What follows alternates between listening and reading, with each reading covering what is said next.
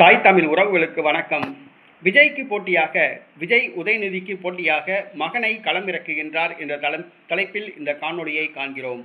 விஜய் உதயநிதிக்கு போட்டியாக தனது மகனை களமிறக்குகிறார் என்ற தலைப்பில் இந்த காணொளியை காண்கிறோம். தமிழக வெற்றி கழகம் இதன் இளம் தலைவர் விஜய், வயது 52 வயது தான் ஆகுது. அதேபோன்று திமுகவில் இளைஞர்களுக்கு முக்கியத்துவம் கொடுக்கும் விதமாக உதயநிதிக்கு எதிர்கட்சி தலைவர் பதவி வழங்கப்பட்டுள்ளது. உதயநிதி முன்னிலைப்படுத்தப்படுகிறார். அவருக்கு 48 வயசு தான் ஆகுது. அவரும் ஒரு இளைஞர்.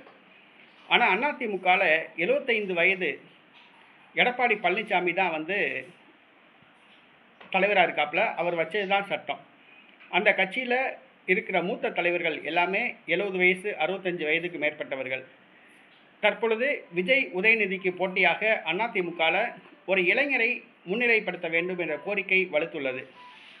முனியசாமி, அதாவது அதிமுகவுடைய துணை பொதுச் செயலாளர் முனுசாமி அவர்கள் எடப்பாடி பழனிசாமியிடம் கலந்து ஆலோசித்துள்ளார். எடப்பாடி பழனிசாமியின் மகன் மிதுன் அவர்களை விஜய் மற்றும் உதயநிதிக்கு போட்டியாக அதிமுக சார்பில் களமிறக்குவது என்று முடிவு செய்துள்ளனர். அதாவது அதிமுகவில் வாரிசு அரசியலை கொண்டு வருகின்றனர். எம்ஜிஆர் தனக்கு பிறகு தனது குடும்பத்தில் உள்ள உறுப்பினர்களை வாரிசு அரசியலுக்கு கொண்டு வரவில்லை.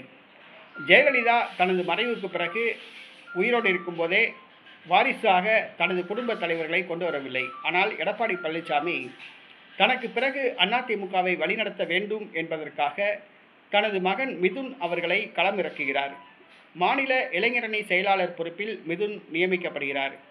அடுத்ததாக நடைபெற்று முடிந்த சட்டசபை தேர்தலின் பொழுது ரஜினிகாந்த் மிதுன் அவர்களை சந்தித்து விஜய் ஆட்சி அமைக்க முடியாதவாறு அனைத்து ஏற்பாடுகளையும் அவரிடம் கலந்தாலோசித்தார் என்பது குறிப்பிடத்தக்கது. எடப்பாடி பழனிசாமி முதலமைச்சராக இருக்கட்டும், உதயநிதி துணை முதலமைச்சராக இருக்கட்டும், விஜய் முதலமைச்சராக வரக்கூடாது என்று மிதுனை அழைத்து ஆலோசனை வழங்கியவர் ரஜினிகாந்த். மிதுன் திரைமறைவு வேலைகளை பார்த்து வருகிறார். தற்பொழுது வெளிப்படையான அரசியலுக்கு களமிறக்கப்படுகிறார்.